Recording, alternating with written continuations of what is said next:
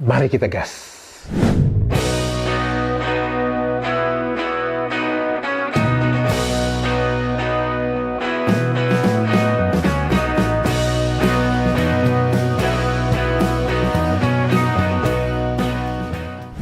Halo, apa kabar semuanya teman-teman? Semoga kita semua dalam keadaan sehat walafiat. Amin ya robbal alamin. Selamat datang di kanal ini, kanal yang berbicara tentang perbandingan kosakata menurut Kamus Besar Bahasa Indonesia dan Kamus Bahasa Indonesia versi Malaysia. Kanal ini juga berbicara pernak-pernik dan informasi tentang Malaysia dan warganet Malaysia yang seringkali ajaib itu. Semoga informasi tersebut bermanfaat untuk warganet Indonesia.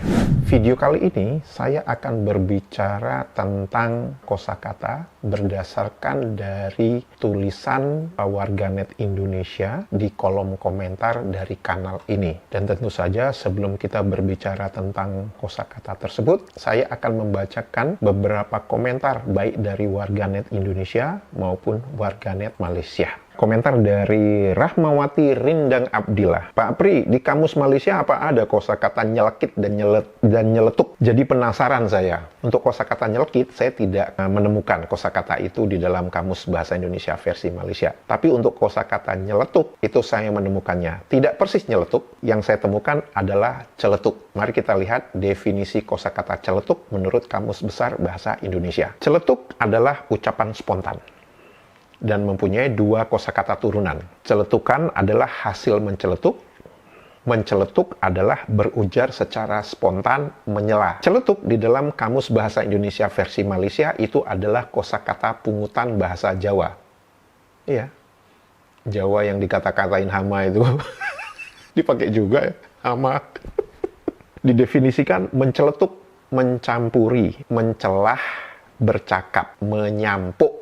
Saya harus katakan ya, kalau untuk celetuk sendiri, itu tidak bisa dikatakan mencampuri atau mencelah. Karena kalau kita lihat di dalam definisi celetuk, itu adalah ucapan spontan. Tapi kalau menceletuk, itu baru bisa diartikan menyela. Sepertinya di Kamus Bahasa Indonesia versi KW ini, dia menyonteknya itu tidak kafah. Itu maksudnya secara menyeluruh, secara holistik. Sehingga dia hanya mengambil kosakata menceletuk aja. Dia tidak mengambil kosakata celetuk sebagai kosakata itu sendiri. Ini hal-hal yang sangat halus ya perbedaannya. Ketika kita menggunakan celetuk dengan menceletuk, itu bisa mempunyai beda arti. Ya, seperti kalau kita berbicara, seperti kalau kita mengatakan dia teman saya dengan dia sahabat saya. Itu mempunyai, menurut saya, ada perbedaan yang kita bisa rasakan. Ketika seseorang mengatakan teman, ya udah sebagai teman. Tapi kalau begitu seseorang mengatakan sahabat, itu skalanya udah berbeda. Mungkin teman-teman setuju dengan pernyataan saya ini. Jadi begitu Mbak Rahmawati. Jadi kosakata nyelekit itu saya belum menemukan, tapi kosakata nyeletuk atau celetuk itu ada di dalam Kamus Bahasa Indonesia versi Malaysia. Dan itu adalah kosakata pungutan bahasa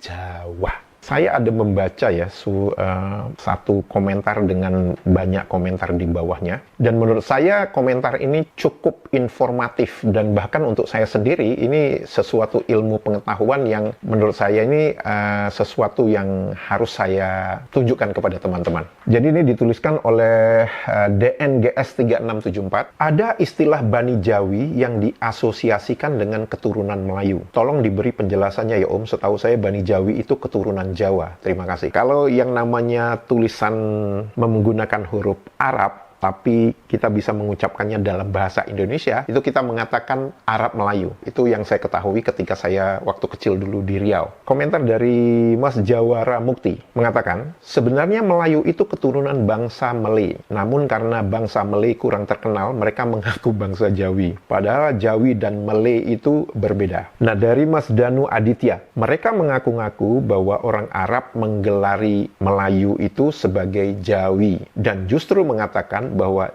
Jawa bukanlah Jawi. Padahal bahasa Arab pun Jawi adalah kata sifat nisbah dari Jawa, bukan Melayu. Hal ini upaya sistematis untuk etnosida dan cultural appropriation. Ya, ini kan kembali lagi, Mas. Yang namanya Waham itu mikirnya kan kebalik-balik ya. Yang A jadi B, B jadi A kan.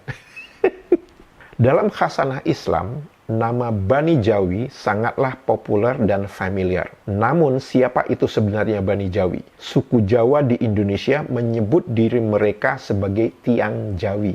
Betul, yang dimaksud orang Jawa.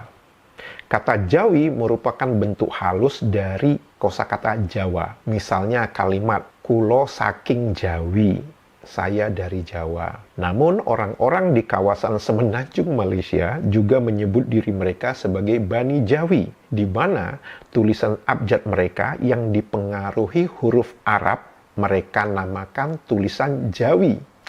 Mengapa orang Malaysia menyebut Jawi? Nah, ini menarik ya.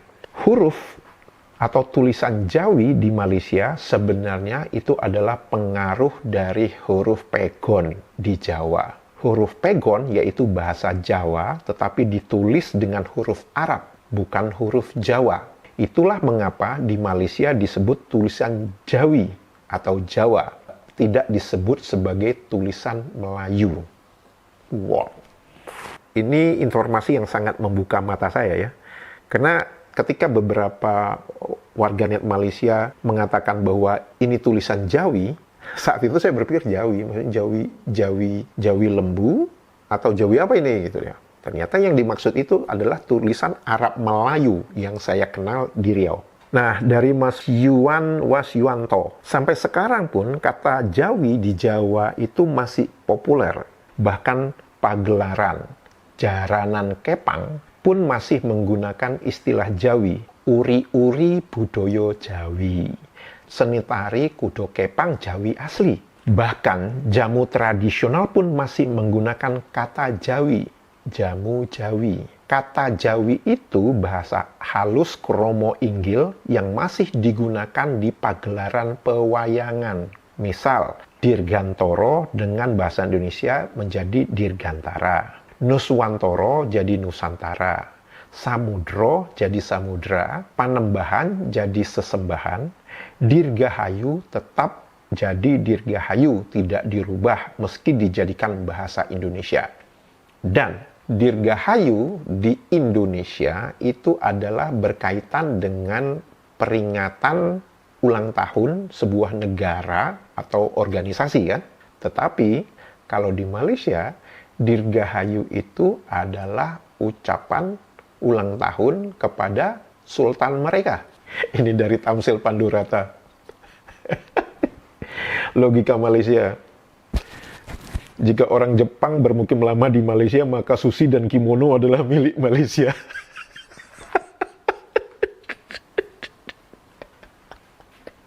Ini yang saya sebutkan ya. Kalau saya membaca komentar dari teman-teman di kanal YouTube ini membuat saya tertawa, membuat saya banyak mendapat pengetahuan. Maka itu saya sangat menginginkan teman-teman untuk selalu memberikan komentar, dan dari situ kita bisa saling berinteraksi dan saling bertukar pikiran dan ilmu pengetahuan pastinya. Nah, ini dari Continuous Self-Improvement.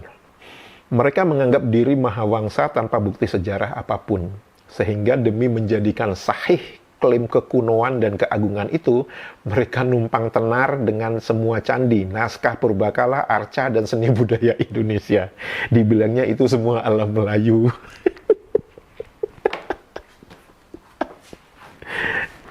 Tapi keserimpet sendiri dengan definisi yang mereka buat, bahwa Melayu itu mestilah Islam. Sehingga kalau didebat, kenapa mereka mengklaim Borobudur, Gunung Padang, dan lain-lain, akhirnya gelagapan sendiri, ganti topik kepada Indonesia miskin, duit kamu murah, pengekspor babu, dan lain-lain. Besok-besok ngeklaim budaya Indonesia lagi, gitu aja terus sampai Upin Ipin lulus S3.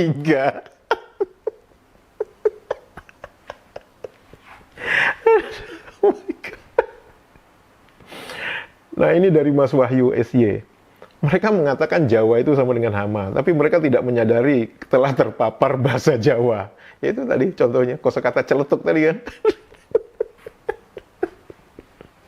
Kemudian dari Danu Aditya, bahasa Jawa secara konsisten menjadi sumber perkataan pinjaman pada bahasa-bahasa etnis di bagian barat kepulauan ini, termasuk pada bahasa Melayu. Namun, hal ini mati-matian disangkal demi ideologi sesat ketuhanan Melayu Islam. mereka tuh selalu ada dua sisi ya, dan dua sisi ini saling bertolak belakang. Di sisi yang satu mereka mengatakan Jawa itu hama lah, Jawa itu apa, orang munafik lah, orang yang penuh melakukan syirik lah, apa semua itu. Tapi di sisi yang lain, semua kosakata Jawa, budaya Jawa, makanan Jawa itu diambil semua, diuntal kabeh. Kemudian ini ada satu warganet Malaysia ini, Sarah Bedes ini, kalah dengan bahasa Melayu. Oke, dia mengatakan bahwa bahasa Jawa itu kalah dengan bahasa Melayu, begitu ya. Padahal di dalam kamusnya itu berjibun kosakata bahasa Jawa di dalam itu. Kemudian dari Mas Wahyu, kasihan, tak boleh mengatasi Jawa sampai bila-bila masa. Nah, ini dari Mas Eka Rofiki Ahsan. Bahasa dalam, ini ketika saya berbicara kosakata gering ya, di mana di dalam kamus Bahasa Indonesia versi Malaysia itu kosakata gering itu diberi notasi BD, dan BD itu ternyata adalah bahasa dalam. Kemudian Mas Eka ini mengatakan, bahasa dalam apakah maksudnya bahasa endalem, jadi bahasanya raja atau bahasa ningrat. Kalau di keraton-keraton itu rumah-rumah raja kan disebut dengan dalem. Seperti biasa, supaya terlihat berbeda, maka huruf N untuk dalem dihilangkan dan hanya tersisa dalam. Sedikit dirubah biar nggak mirip. Nah, ini dari Mas Danu Aditya lagi. Ya, bahasa dalam bahasa Melayu itu sama dengan bahasa dalem, bahasa istana, bahasa keraton. Kamus Bahasa Melayu Wilkinson tahun 1926-1932 jelas menyebutkan kata dalam yang bermakna istana berasal dari bahasa Jawa. Ini menarik. Karena apa? Sebenarnya ketika saya melihat kosakata gering itu, saya juga sudah berpikir, ini maksudnya bahasa dalam ini bahasa dalam istana ya. Saya berpikirnya seperti itu mulanya. Karena itu saya menjawab, saya mulanya berpikir seperti itu. Namun begitu saya melihat satu kosakata yang identik dengan bahasa raja, ternyata tidak tertulis sebagai BD, bahasa dalam. Akhirnya saya hapus saja video tersebut. Jadi sebenarnya saya udah membuat video itu, tapi saat itu saya masih belum bisa mengambil kesimpulannya, apa benar atau enggak begitu ya. Dengan info ini, yang mengatakan bahwa bahasa dalam itu sebenarnya bahasa keraton, saya lupa bahwa di kamus mereka itu, konsistensi adalah barang mahal, alias susah ditemukan. Terima kasih atas infonya. Jadi kosakata apa sebenarnya yang saya lihat dan saya berpikir apakah memang bahasa dalam itu bahasa istana? Kosakata itu adalah kosakata almarhum. Karena kosakata almarhum itu hanya digunakan untuk para sultan atau raja-raja di Malaysia. Betul? Sebab untuk orang biasa digunakan kosakata Allah yarham. Nah, ternyata di dalam kamus bahasa Indonesia versi Malaysia, kosakata almarhum itu tidak dituliskan dalam notasi BD, tapi hanya dituliskan sebagai notasi AR, yaitu Arab. Oleh karena itu saya berpikir, oh ini mungkin tidak berkaitan dengan apa yang saya pikirkan tentang itu sebagai bahasa keraton atau bahasa istana. Saya tuh lupa bahwa konsistensi di dalam kamus bahasa Indonesia versi Malaysia ini sangat mahal harganya, alias susah ditemukan. Jadi sepertinya begitu ada kosakata dengan notasi BD, maka itu semuanya berkaitan dengan bahasa Jawa. Sedangkan almarhum itu adalah dari bahasa Arab. Jadi walaupun almarhum itu kosakata yang digunakan di dalam istana, tapi itu tidak dimasukkan dalam kategori BD karena bukan bahasa Jawa. Pusing nggak lo?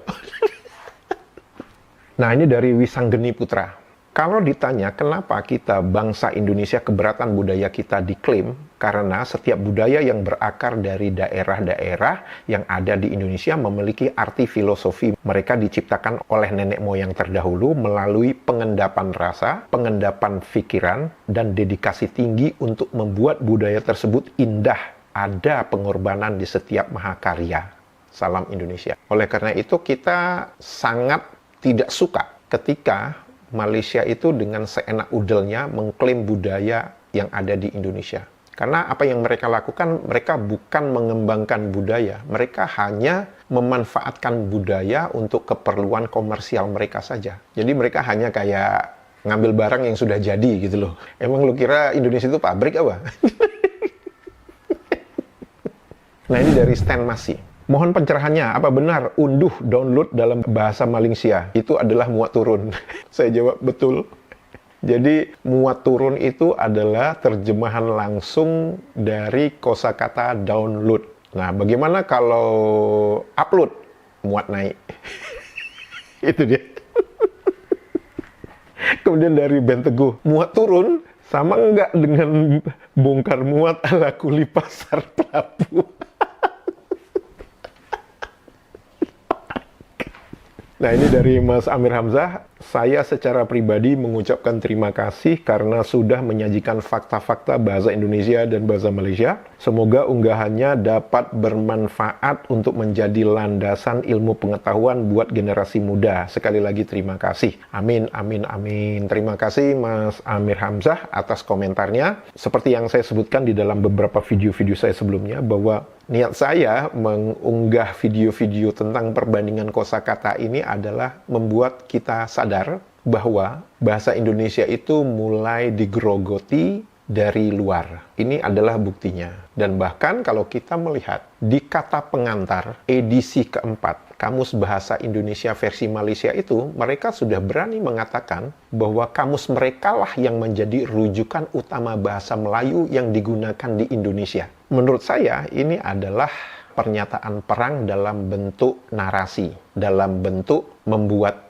citra. Ini adalah pernyataan perang terhadap kedaulatan Indonesia. Kedaulatan itu bukan hanya sekedar batas negara, tapi juga bahasa. Jadi kepada warganet Malaysia yang mengatakan saya ini apa mau dikatakan saya ini apa, kalian terserahlah, kalian mau mengatakan saya apa, ya itu hak kalian untuk mengatakan apa. Tapi saya sebagai warga negara Indonesia berhak mempertahankan kedaulatan negara saya atas usaha-usaha yang ingin menggerogoti dan mencabut rasa nasionalisme saya, kedaulatan negara saya, kedaulatan bahasa saya. Anda tidak suka dengan apa yang saya sampaikan, ya itu hak Anda. Saya tidak bisa memaksa Anda untuk suka kepada saya. Anda tidak setuju dengan narasi yang saya kembangkan di dalam kanal YouTube ini, silahkan Anda membuat kanal YouTube Anda sendiri, dan silahkan Anda membuat kontra narasi.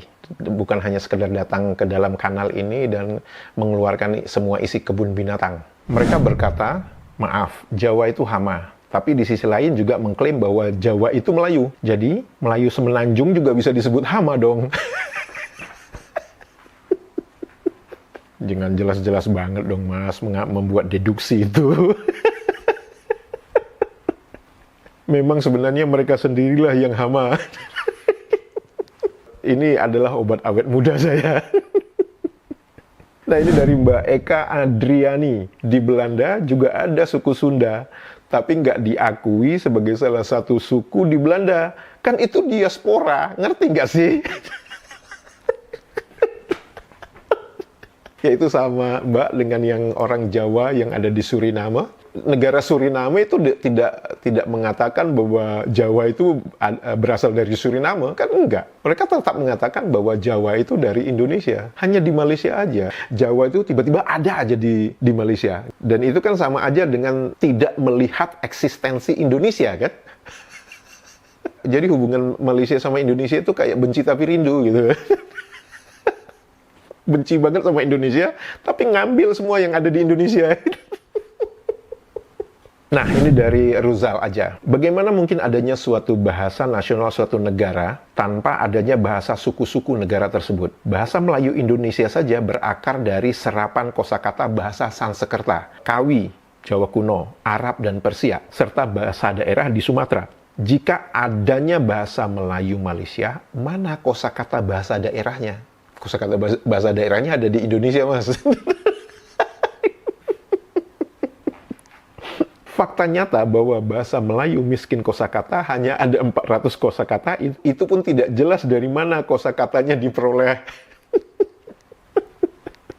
Nah, ini dari Mbak Anita Sari. Di Malaysia ada orang Eropa, orang Amerika, orang British. Kenapa budayanya tidak kalian klaim? Karena bukan Islam, Mbak.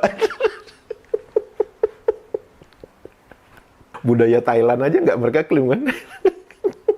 Nah, ini dari Memir. Malaysia memang bagian dari Nusantara, tapi daerah yang ditaklukkan kerajaan Majapahit. Galeri foto. Puncak pencapaian tamadun Melayu era modern adalah Indonesia lolos Piala Dunia.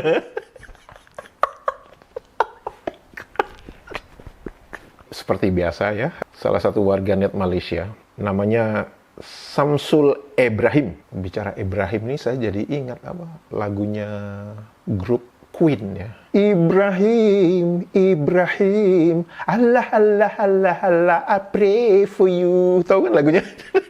Kun fayakun. Wah, innalillah. Semoga Anda dapat balasan setimpal sesuai dengan pekerjaan Anda menjual kebencian. Dunia cuma sementara dan akhirat selamanya. Waduh, waduh, waduh, waduh. Dikatakan saya menjual kebencian. Nah, ini orang yang tidak bisa membedakan antara kebencian dengan fakta. Ya, saya mengerti kenapa mereka mencoba melakukan fitnah seperti ini.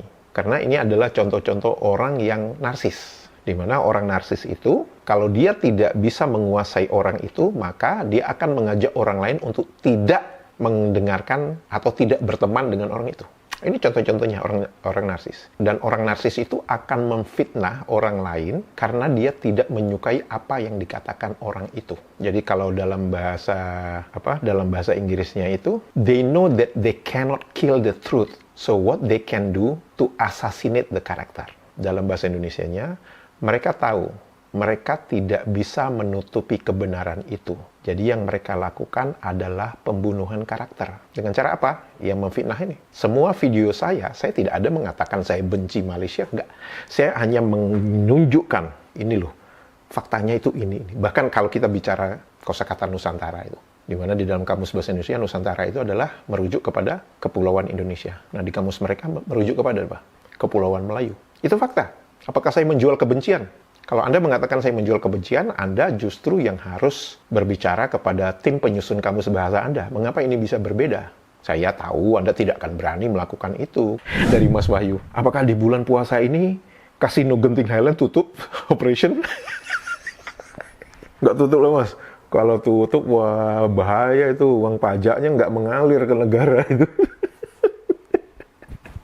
Kemudian dari Mas Danu Aditya, menjual penipuan itu dapat balasan setimpal. Kemudian dari Mbak Nani Mulia, apakah rasis dan perkauman dibenarkan dalam Islam? Kalau ditanyakan gitu langsung kicep Mbak biasanya. Nah, saya hanya membalas pesan tersirat, mereka itu menganggap diri mereka malaikat, selain mereka itu setan, manipulatif, dan merasa superior. Itulah ciri-ciri orang narsis, manipulatif dan merasa superior. Kemudian dari Mas Tane Takam, Bapak perlu untuk Bapak sadari bahwa iblis sekalipun bisa menyamar sebagai malaikat terang. Jika video ini informatif, jangan lupa jempolnya dan komentarnya. Dan untuk itu saya mengucapkan terima kasih. Sehat walafiat selalu. Dadah!